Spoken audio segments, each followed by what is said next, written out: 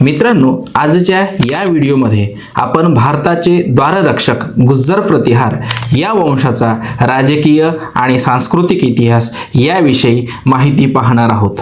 मित्रांनो, मध्ययुगीन भारतातील इतिहासाच्या पटलावर काही राजवंश असे उदयास आले की ज्यांनी केवळ राजकीय सत्ताच नाही तर भारतीय संस्कृती, धर्म आणि स्थापत्यकलेतही महत्त्वपूर्ण योगदान दिले आहे। अशाच प्रभावी आणि सामर्थ्यशाली राज्यवंशापैकी एक म्हणजे गुज्जर आणि प्रतिहार हा वंश होय। इसवी सन 8व्या शतकात उदयास आलेला प्रतिहार हा वंश भारताच्या इतिहासातील एक निर्णायक वळण देणारा ठरला। अरब आक्रमणाच्या पार्श्वभूमीवर भारताच्या पश्चिम व उत्तर सीमाचे रक्षण करण्याचे महत्त्वपूर्ण कार्य प्रतिहारांनी केले। त्यामुळेच त्यांना भारताचे द्वाररक्षक असेही संबोधले जाते। कन्नौज ही त्यांच्या साम्राज्याची राजधानी होती आणि तेथून त्यांनी राजस्थान, मध्य प्रदेश, उत्तर प्रदेश व गुजरात पर्यंत आपला साम्राज्य विस्तार केलेला दिसून येतो। नागभट्ट पहिला, मिहिर भोज आणि महिपाल यासारख्या पराक्रमी राजांनी प्रतिहार सत्तेला शिखरावर नेले। प्रशासन, महसूल, मंदिर स्थापत्य आणि संस्कृत शिक्षणाला त्यांनी मोठ्या प्रमाणात प्रोत्साहन दिले। खजुराहो, ओसिया यासारखी मंदिरे प्रतिहार काळात स्थापत्यकलेची उत्कृष्ट उदाहरणे आहेत। या व्याख्यानात आपण प्रतिहार वंशाचा उदय, त्याची राजकीय पार्श्वभूमी, सांस्कृतिक योगदान आणि त्यांच्या पतनाची कारणे या संदर्भात सविस्तर माहिती घेणार आहोत। तर चला मग आपण भारताच्या इतिहासातील या गौरवशाली घराण्याची माहिती समजून घेण्याचा प्रयत्न करूया। मित्रांनो, तुम्हाला प्रश्न निर्माण झाला असेल की मी एक वेळेस गुज्जर म्हणतो, दुसरी वेळेस प्रतिहार म्हणतो। मित्रांनो, इतिहासामध्ये याच घराण्याला गुज्जर किंवा प्रतिहार असे देखील नाव आहे। म्हणून गुज्जर प्रतिहार वंश हा भारताच्या इतिहासातील, विशेषतः उत्तर भारताच्या इतिहासातील एक अत्यंत शक्तिशाली आणि महत्त्वपूर्ण राजवंश होता। साधारणपणे 8व्या ते 11व्या शतकापर्यंत या वंशाने उत्तर भारतावर आपले वर्चस्व प्रस्थापित केले होते। मित्रांनो, आपण सुरुवात करतो आहोत भारताचे द्वाररक्षक गुज्जर प्रतिहार वंशाचा राजकीय इतिहास आणि त्यांचे सांस्कृतिक योगदान। मित्रांनो, गुज्जर प्रतिहारांचा राजकीय इतिहास बघत असताना आपण त्यांच्या घराण्यामध्ये कोणकोणते महत्त्वपूर्ण शासक होऊन गेले याची थोडक्यात माहिती पाहू। मित्रांनो, गुप्त साम्राज्याच्या पतनानंतर उत्तर भारतात राजकीय अस्थिरता निर्माण झाली। याच काळात पश्चिम भारतात राजस्थान परिसरात गुज्जर प्रतिहारांचा उदय झाला। नागभट्ट पहिला हा प्रतिहार वंशाचा संस्थापक मानला जातो। त्याने अरबांच्या आक्रमणांना यशस्वीपणे थोपवून धरले, म्हणून त्यांना भारताचे द्वारपाल असे म्हटले जाते। प्रारंभी त्यांची सत्ता मारवाडमध्ये होती, पण वत्सराज आणि पुढे मिहिर भोज याच्या काळात कन्नौज पर्यंत त्यांनी आपला साम्राज्य विस्तार केला आणि आपली राजधानी कन्नौज या ठिकाणी हलवली। मित्रांनो, या घराण्यात नागभट्ट प्रथम व द्वितीय, मिहिर भोज आणि महेंद्रपाल यासारखे महत्त्वपूर्ण शासक होऊन गेले। त्यापैकी सर्वात पराक्रमी शासक म्हणजे मिहिर भोज हा होय। मित्रांनो, कन्नौज आणि त्रिपक्षीय संघर्ष। मित्रांनो, इसवी सन 785 ते 816 या दरम्यानच्या कालखंडामध्ये कन्नौज जिंकण्याकरिता त्रिपक्षीय संघर्ष घडून आला। यामध्ये प्रतिहार, पाल आणि राष्ट्रकूट हे त्या काळातले उत्तर, दक्षिण आणि पूर्व भारतातील 3 महाशक्त्या फक्त कन्नौज जिंकण्यासाठी एकमेकांशी युद्ध करताना दिसून येतात। म्हणून या संघर्षाला इतिहासामध्ये त्रिपक्षीय संघर्ष या नावाने ओळखले जाते। या 3ही सामर्थ्यशाली राजवंशामध्ये कन्नौजवर वर्चस्व मिळवण्यासाठी संघर्ष झाला, जो इतिहासात त्रिपक्षीय संघर्ष म्हणून ओळखला जातो। शेवटी यामध्ये प्रतिहारांनी कन्नौज जिंकून घेतले व आपल्या साम्राज्याची राजधानी त्यांनी बनवली। प्रतिहारांचा साम्राज्य विस्तार। मित्रांनो, आता आपण बघू प्रतिहारांचा साम्राज्य विस्तार। प्रतिहारांनी राजस्थान, मध्य प्रदेश, उत्तर प्रदेश, गुजरात आणि हरियाणा पर्यंतचा आपला साम्राज्य विस्तार केलेला दिसून येतो। मित्रांनो, हा बघा नकाशा। या नकाशावरून आपणास लक्षात येते की भारताच्या उत्तर पश्चिम दिशेला प्रतिहार यांचं साम्राज्य आहे, तर भारताच्या उत्तर पूर्वेला पालांची सत्ता आहे, तर भारताच्या दक्षिण मध्य दक्षिण भागामध्ये आपणास राष्ट्रकूटांचे राज्य दिसतो. त्यामुळे आपणास त्या काळातील प्रतिहारांची सत्ता कशी होती, त्यांचं राजकीय वर्चस्व कसं होतं याची आपणास माहिती मिळते. त्याचबरोबर प्रतिहारांचा साम्राज्य विस्तार किती मोठ्या प्रमाणात झालेला होता याची देखील आपणास माहिती मिळते. मित्रांनो, हा काळ उत्तर भारतातील राजकीय स्थैर्याचा काळ मानला जातो. त्यामुळेच प्रतिहारांना इतक्या मोठ्या प्रमाणात यश मिळालं असं म्हटलं जातं.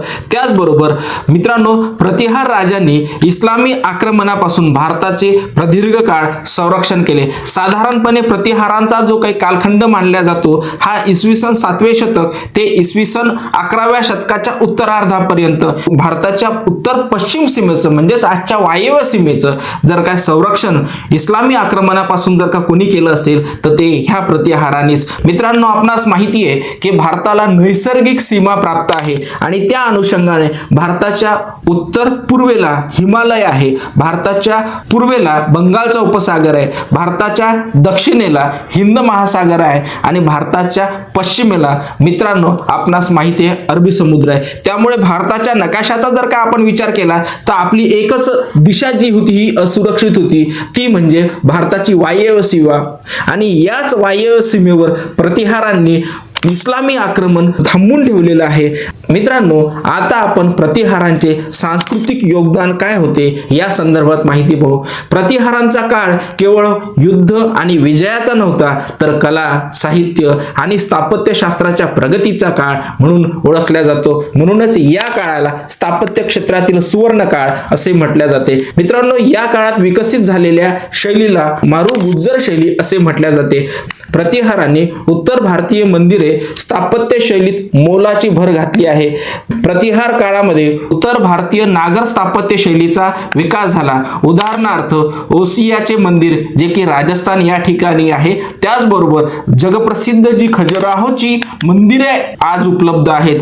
अशा खजुराहो मंदिराचा प्रारंभिक काळ जर कोणता असेल तर तो हा प्रतिहारांचा काळ असा आपल्यास लक्षात येतो. मित्रांनो, भारतामध्ये जगभरातून पर्यटक ताजमहल पाहायला येतात, अजिंठा वेरूळच्या लेण्या पाहायला येतात, त्याचबरोबर राजस्थानमधले किल्ले पाहायला येतात. पण हेच पाहत असताना ते आवर्जून त्या काळातील स्थापत्य कलेचे अद्वितीय वैभव म्हणजे खजुराहोचे मंदिर या ठिकाणी देखील ते जातात आणि त्या ठिकाणच्या मंदिरावर असणाऱ्या मूर्तिकला, स्थापत्यकला, शिल्पकला हे पाहण्याकरता निश्चितपणे मित्रांनो येतात. आणि म्हणून आजही भारतात स्थापत्य कलेचे उत्कृष्ट उदाहरण जर का कोणती असतील तर ती खजुराहोची मंदिरे आहेत असे लक्षात येते. मित्रांनो, ओसिया हे राजस्थानमधील मंदिर आहे.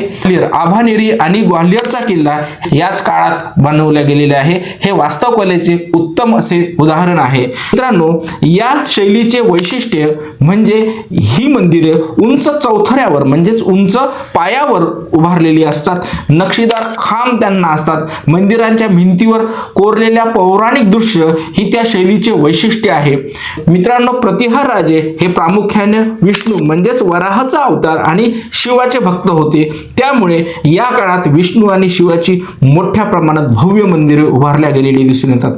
मित्रांनो, आता आपण त्या काळातील साहित्य आणि शिक्षण या संदर्भात माहिती पाहू. प्रतिहार राजांनी अनेक विद्वानांना राजाश्रय दिलेला दिसून येतो. राजशेखर हा प्रसिद्ध कवी आणि नाटककार याच काळात होऊन गेला. राजा महेंद्रपाल आणि महिपाल याच्या दरबारात हा कवी होता. त्याने कर्पूर मंजिरी, काव्य मीमांसा, विधशाल भंजिका आणि बालरामायण यासारखी अजरामर अशी ग्रंथ लिहिली. त्याचबरोबर कन्नौज हे त्या काळातील फक्त राजधानीचे केंद्र नव्हते तर शिक्षण आणि संस्कृतीचे मोठं केंद्र बनलेले दिसून येते.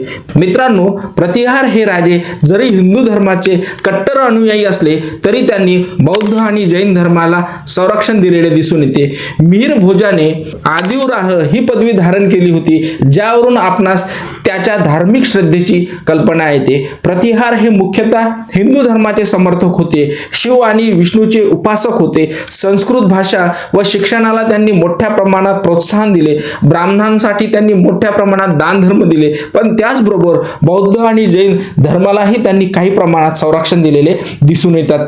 कला आणि नाणी. मित्रांनो, यानंतर आपण पाहतो आहोत प्रतिहार काळातील कला आणि नाणी कशी होती. मिहिर भोज आणि इतर राजांनी सोन्याची आणि चांदीची नाणी पाडलेली दिसून येतात, ज्यावर वराह म्हणजेच भगवान विष्णूचा अवतार आणि सूर्याची चित्रे आढळतात। हे त्यांच्या समृद्ध अर्थव्यवस्थेचे प्रतीक आहे। मित्रांनो, आता आपण उत्तरार्धाकडे वळत असताना आपण हे लक्षात घेणे गरजेचे आहे की प्रतिहार वंशाचा अस्त कसा झाला। मित्रांनो, प्रतिहार वंशाचा अस्त हा 11व्या शतकाच्या उत्तरार्धात झालेला दिसून येतो। अंतर्गत संघर्ष, सामंताचे किंवा सरदाराचे बंड, आर्थिक दुर्बलता यामुळे प्रतिहारांची सत्ता कमजोर झालेली दिसून येते। त्याचबरोबर याच काळात भारताच्या उत्तर वायव्य भागावर मोहम्मद गझनीची आक्रमणे झालेली दिसून येतात आणि या आक्रमणाचा प्रतिकार जर का कोणी केला असेल तर तो प्रतिहारांनी केलेला दिसून येते आणि म्हणून मोहम्मद गझनी बरोबर मोहम्मद घोरी बरोबर संघर्ष केल्यामुळे प्रतिहार वंशाचा अस्त झालेला दिसून येतो। थोडक्यात मित्रांनो, प्रतिहाराने उत्तर भारताला राजकीय स्थैर्य दिले आणि भारतीय संस्कृतीचे परकीय आक्रमणापासून जतन केले। त्याच्या काळात विकसित झालेली मंदिर स्थापत्य शैली आजही भारताच्या वारशाचा, आपण त्याला भारतीय जागतिक धरोहर असे म्हणतो, म्हणून त्यांना भारताचे द्वाररक्षक म्हटले जाते। मित्रांनो, याबाबत तुम्हाला काय वाटते निश्चितपणे कमेंटमध्ये सांगा। मित्रांनो, व्हिडिओला लाईक करा, शेअर करा आणि अशाच प्रकारच्या सोप्या भाषेत ऐतिहासिक माहिती समजून घेण्याकरिता आपल्या चॅनलला सबस्क्राईब करायला विसरू नका। तर मित्रांनो, आज आपण येथेच थांबतो आहोत। पुन्हा भेटू एका नव्या व्हिडिओमध्ये एका नव्या विषयासह। तोपर्यंत धन्यवाद, नमस्कार।